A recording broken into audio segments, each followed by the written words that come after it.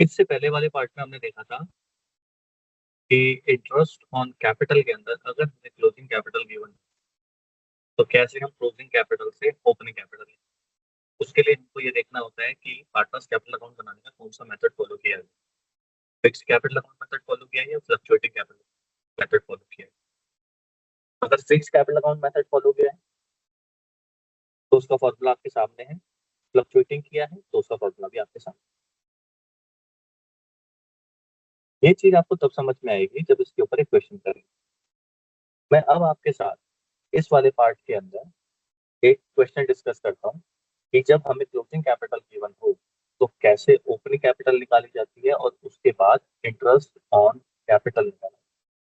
चलिए चलते हैं। मुझे क्वेश्चन के अंदर दे रखा है कि ए और बी दो पार्टनर है और उनकी क्लोजिंग कैपिटल गिवन है। क्लोजिंग कैपिटल कितनी दे रखी है? 3,50,000, 2,20,000 रुपीज और उनकी ड्रॉइंग्स गिवन है 20,000 रुपीज एंड 15,000। अच्छा, ये जो ड्रॉइंग्स है नहीं बताई कि कौन सी ड्रॉइंग्स है, क्योंकि ड्राइंग्स भी दो तरीके की होती है, एक होती है ड्राइंग्स अगेंस्ट प्रॉफिट और एक होती है ड्राइंग्स अगेंस्ट कैपिटल। तो जब भी आपको ड्राइंग्स दे रखी है और ना बताया हो कि कौन सी ड्राइंग्स है, कि ड्राइंग्स अगेंस्ट कैपिटल है या ड्राइंग्स अगेंस्ट प्रॉफिट है, तो ये कौन सी ड्राइंग्स माने जाएंगे? ड्राइंग्स अगेंस्ट प्रॉफिट माने जाएंगे। पहली बात तो ये है। ठीक है, अब आगे बढ़ते हैं।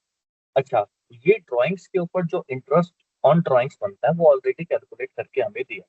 अगर मान लो परसेंटेज दी होती तो हम उस ड्राइंग्स के ऊपर क्या निकाल लेते हैं? इंटरेस्ट ऑन ड्राइंग्स निकाल लेते हैं। फिलहाल हमें दे रखा है तो हम आगे बढ़ते हैं।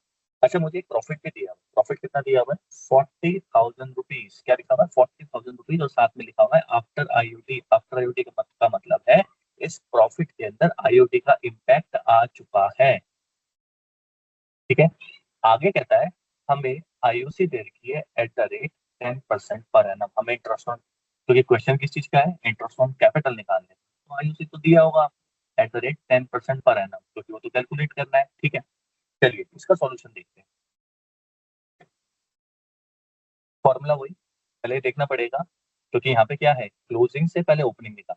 अब देखना ये है कि फिक्स कैपिटल या फ्लक्चुएटिंग कैपिटल। क्वेश्चन में कहीं भी ना फिक्स वर्ड यूज किया है ना करंट वर्ड यूज किया है, इसका मतलब ये फ्लक्चुएटिंग मेथड। और अगर फ्लक्चुएटिंग मेथड है तो फ्लक्चुएटिंग के हिसाब से तो वो 6-7 चीजें होती हैं जिसको हम प्लस माइनस करके चलते हैं। अब देखते हैं जी हमें क्या प्लस करना है और क्या माइनस करना है। जैसे कि मुझे क्वेश्चन के अंदर क्लोजिंग कैपिटल दी थी तो सबसे पहले मैंने क्लोजिंग कैपिटल लिखी 3,50,000 एंड 2,20,000। अच्छा, उसके बाद मैंने आपको बताया था उसके अंदर फॉर्मूले में ड्राइंग्स अगेंस्ट कैपिटल और ड्राइंग्स अगेंस्ट प्रॉफिट को क्या किया जाता है? प्लस किया जाता है। मुझे फिलहाल तो ड्राइंग्स अगेंस्ट कैपिटल दिख नहीं रही है, मेरे को दिया हुआ है ड्राइंग्स अगेंस्ट प्रॉफिट, तो मैंने उस ड्राइंग्स अगेंस्ट प्रॉफिट को क्या कर दिया यहाँ पे? प्लस कर दिया 20,000 एंड 15,000। अच्छा, क्वेश्चन में इंटरेस्ट ऑन ड्राइंग्स ऑलरेडी पहले से कैलकुलेट करके दे रखा है, तो इंटरेस्ट ऑन ड्राइंग्स को भी मैंने क्या कर दिया? प्लस कर दिया। अच्छा, अब यहाँ पे प्रॉफिट दिया हुआ है 40,000 रुपीज। 40,000 पूरी फर्म का प्रॉफिट है। ये जो प्रॉफिट दिया हुआ है ना, ये किसका प्रॉफिट है? पूरी फर्म का प्रॉफिट है 40,000 रुपीज। और क्वेश्चन के अंदर रेशियो बताई हुई है 1:1। तो अगर मैं 40,000 को डिस्ट्रीब्यूट करूं 1:1 में, तो मेरा क्या आंसर आता है? 20,000, 20,000 ईच दोनों का। ठीक है, और फ्लक्चुएटिंग वाले फॉर्मूले में हम शेयर ऑफ प्रॉफिट को क्या करते थे? माइनस। इसलिए मैंने यहाँ पे 20,000 ईच, 20,000 ईच।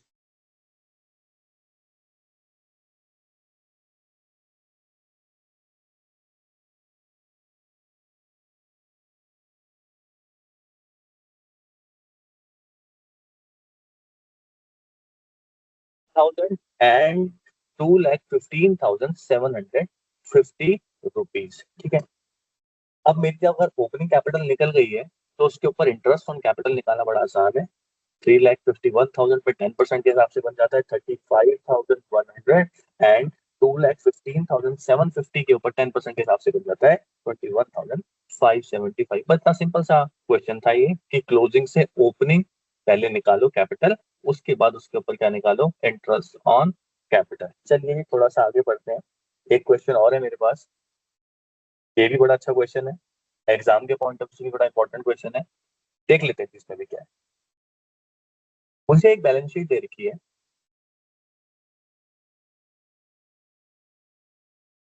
जिसमें मुझे लायबिलिटी साइड में ए की कैपिटल दी है, बी की कैपिटल दी है, साथ में उसके नीचे रिजर्व फंड दिया हुआ है और profit and loss appropriation account दिया है।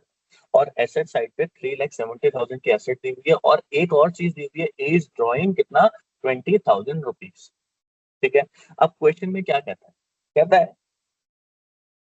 आपको जो इन्फॉर्मेशन दे रखी है उसमें वो क्या कहता है कि ए की ड्राइंग्स है 35,000 रुपीज, बी की ड्राइंग है 30,000 रुपीज, हमारा जो प्रॉफिट था वो है 1,70,000 रुपीज। ये जो प्रॉफिट दिया है 170 की पूरी फर्म का प्रॉफिट है। ठीक है। और आगे दिया हुआ है 40,000 ट्रांसफर टू रिजर्व फंड, कहता है कैलकुलेट करके बताओ आईओसी। इसमें एक चीज थोड़ा देखो कि ए की ड्राइंग दी हुई है 35,000 रुपीज। ठीक है। और मैं बैलेंस शीट में ए की ड्राइंग लिख के चल रहा हूँ 20,000 रुपीज एसेट साइड पर। इसका मतलब यहाँ पे ये हुआ कि 35,000 में से 20,000 वाली ड्राइंग्स तो हमने ये लिखी हुई है, और जो 15,000 रुपए की ड्राइंग्स है, मतलब जो रिमेनिंग ड्राइंग्स रह गई, वो कहीं ना कहीं एक कैपिटल में ऑलरेडी क्या हो चुकी है, एडजस्ट हो चुकी है।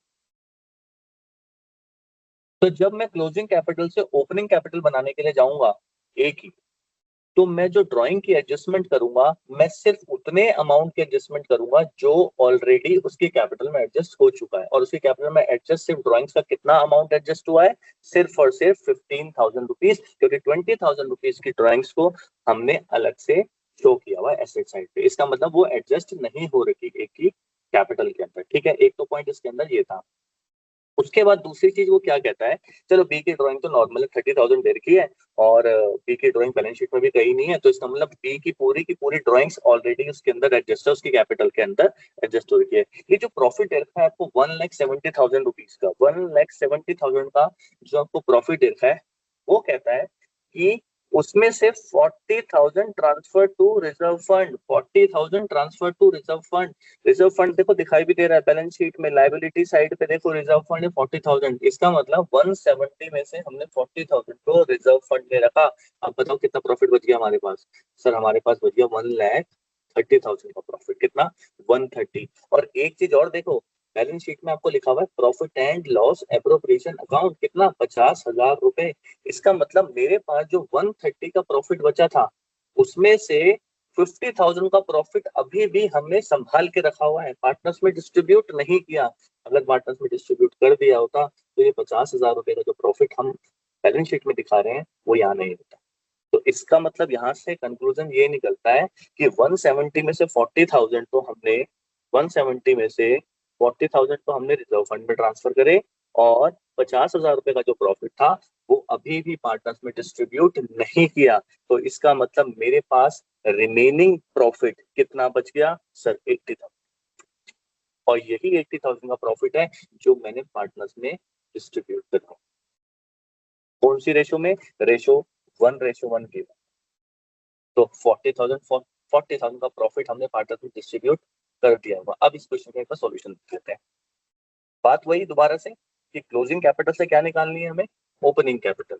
यही मेन है एस्पेक्ट है इसके अंदर। इंटरेस्ट ऑन कैपिटल वाले टॉपिक में सबसे ज्यादा इंपॉर्टेंट यही वाला पार्ट है कि आपको पहले क्लोजिंग से ओपनिंग निकालनी है, देन ओपनिंग कैपिटल निकलने के बाद इजीली आप इंटरेस्ट ऑन कैपिटल निकाल सकते हो। चलिए जी, तो मुझे क्लोजिंग कैपिटल क्वेश्चन के अंदर गिवन थी 2,00,000 रुपीज, 1,00,000 रुपीज बैलेंस शीट से उठा ली मैंने, बैलेंस शीट के अंदर दे रखी है मेरे को 2 और 1।